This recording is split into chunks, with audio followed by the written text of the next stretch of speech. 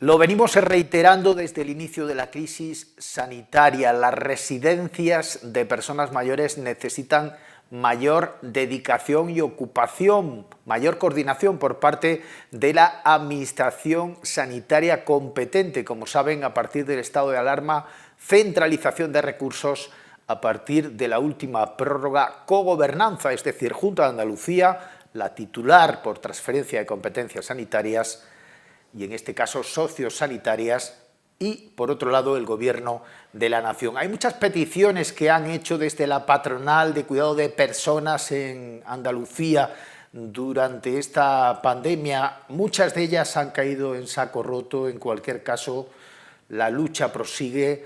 Vamos a volver a contactar. Ha sido ya requerido por nosotros en Micrófonos para la Esperanza en diferentes ocasiones el presidente de la patronal andaluza, CECUA, de cuidado de personas, y además titular de Macrosat, una empresa muy conocida en la provincia de Jaén por su amplia experiencia ya y predicamento en el cuidado de personas, en el cuidado de personas mayores, de niños. Andrés San Rodríguez, buenas noches. Muy buenas noches. Digo que caen en saco roto, pero vuestras peticiones tienen que reiterarse. La medicalización en un primer momento de las residencias como una petición que era necesaria, especialmente en aquellas donde se habían dado más casos de positivos, y luego, evidentemente, en este momento, la realización de test, también imprescindible tanto para el personal como para los usuarios. Sí, al inicio la propuesta de nuestra patronal fue poner a disposición del Gobierno andaluz más de 7.500 camas para que se pudiese, si en función del desarrollo de la pandemia, pudiésemos medicalizar. ¿Esto qué quiere decir? Tratábamos de, digamos, hacer más sanitarias algunos módulos de nuestra residencia, de manera que evitemos que las personas mayores, que de por sí ya son frágiles, tengan que ser usuarios de un sistema de ida y vuelta. Es decir, que tengan que salir de su residencia, que es su hogar, a un hospital, que el hospital vuelva de nuevo a su residencia. Es más lógico que los sistemas se muevan a que movamos las personas, ¿no? Sí es cierto que según ha ido avanzando y en función del impacto que ha tenido aquí en Andalucía, pues se han puesto en marcha 4 iniciativas de centros medicalizados en exclusiva. No son residencias que se han medicalizado, sino centros donde han ido los COVID, uno en concreto en la provincia de Cádiz, en Granada, y 2 en Sevilla, que es donde más impacto ha tenido, principalmente pues Sevilla, Málaga, como bien sabemos, y por supuesto Granada. Y también sí es cierto que se han intervenido mediante la medicalización algunas de las residencias de Andalucía que no se encontraban en un estado muy óptimo, ¿no?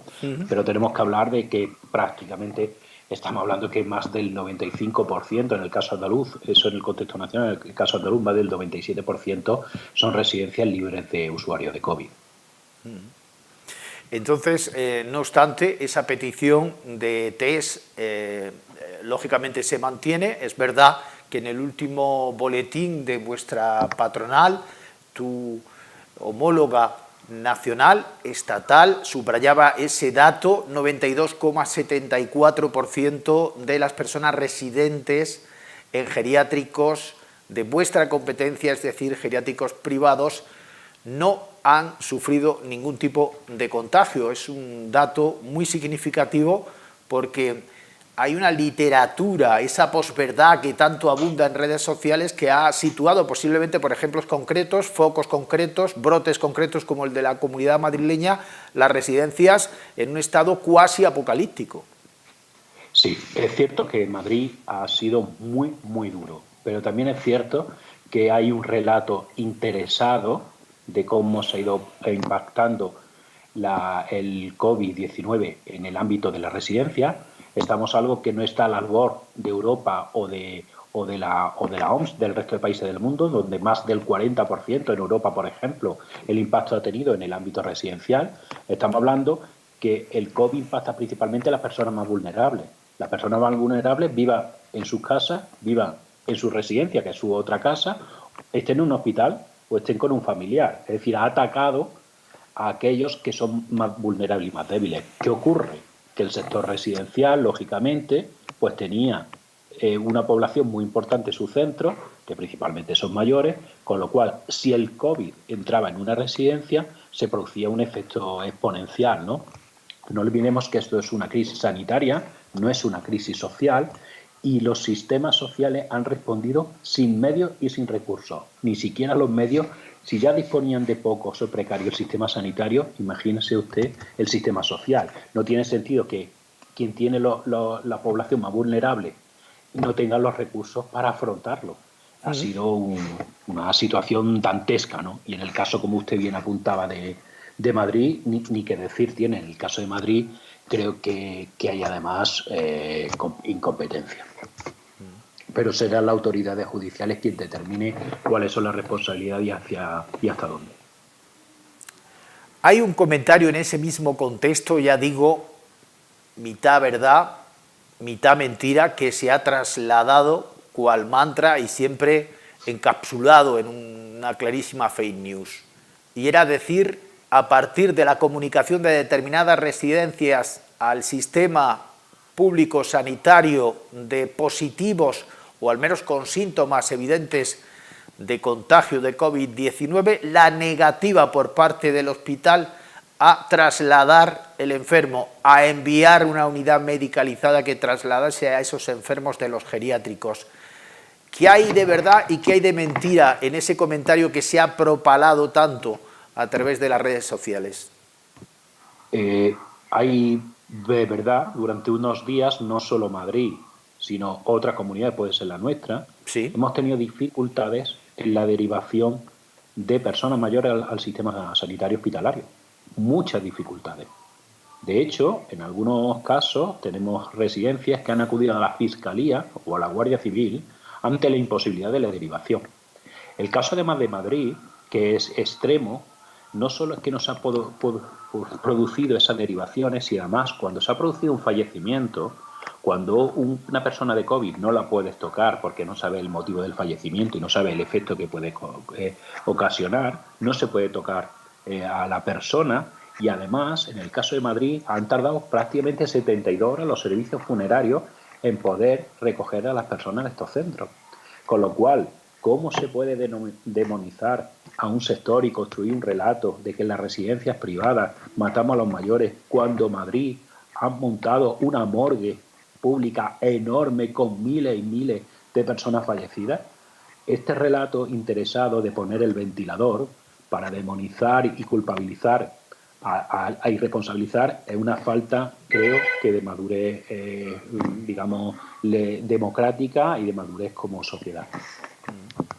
Es muy importante este proceso hacia la nueva normalidad, y en él, lo mismo que algunos se vanagloriaban, algunos colegas suyos, precisamente de aquí no ha llegado a mi residencia, pero es verdad que pusimos un protocolo en marcha con anterioridad. Por ejemplo, cerramos el centro de día a usuarios que estaban para ese alivio, ese respiro familiar, dejaban allí a sus mayores durante el día y luego los recogían al atardecer. Eso ahora mismo tiene que volver a producirse o tiene que trasladarse, extrapolarse al ámbito residencial, geriátrico. Andrés. Sí, en el caso de las residencias tienen que hacer su desescalada, donde nosotros ayer ya a nivel nacional, a través de la patronal nacional, presentamos en el Ministerio la propuesta de desescalada, tanto del ámbito residencial como de los centros de día. Nosotros es probable entre hoy y mañana que hagamos lo mismo en la comunidad, en el gobierno andaluz, nuestra propuesta de desescalada, y aunque efectivamente en el caso de residencial ya se permiten los ingresos, pero a fecha de hoy, a modo de ejemplo, no se permite el contacto con los familiares. Y en el caso de los centros de día permanecen aún cerrados, y nosotros desde nuestra óptica creemos que no deberían de reabrirse hasta la última fase, es decir, hasta la fase de junio, donde creemos que hay un decalaje.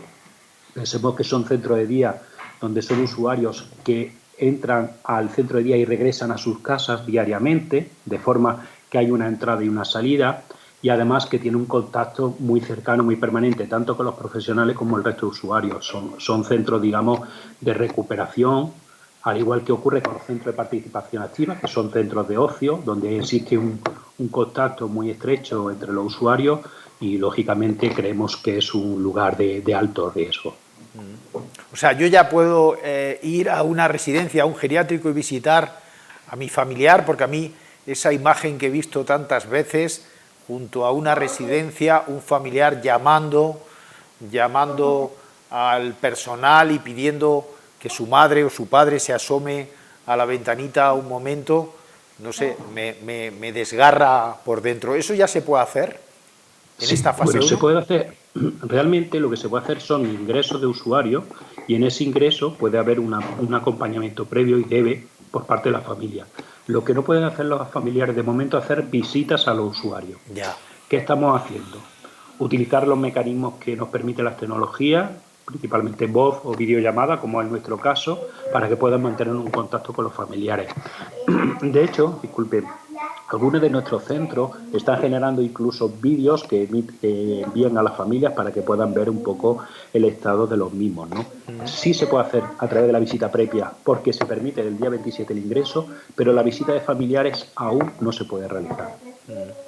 En esa nueva normalidad, el viernes entrevistamos a una empresa, a una TIC puntera de nuestra tierra con proyección nacional e internacional, Innovasur, a su director general, Juan José Prieto, nos hablaba de unas implementaciones que van a universalizarse en cualquier establecimiento, también en los geriátricos, en las residencias, y estaba hablando en concreto de 2 implementaciones tecnológicas, una de ellas termográfica, va a servir termométricamente para medir la temperatura corporal de cualquier persona que acceda a ese centro concreto.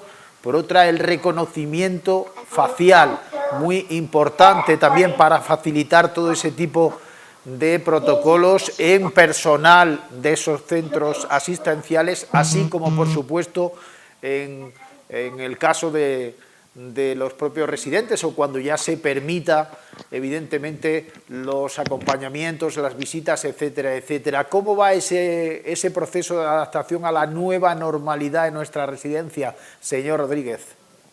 Como bien usted indicaba, Innovasur, que es una empresa tecnológica puntera de nuestra provincia y que tiene un impacto a nivel global, nosotros venimos trabajando con ellos hace algún tiempo en otros proyectos y creíamos que era conveniente en este momento incorporar este tipo de tecnología que además ya está disponible, que permite garantizar mayor seguridad a nuestros centros. Tenemos ahora que hablar de residencias seguras.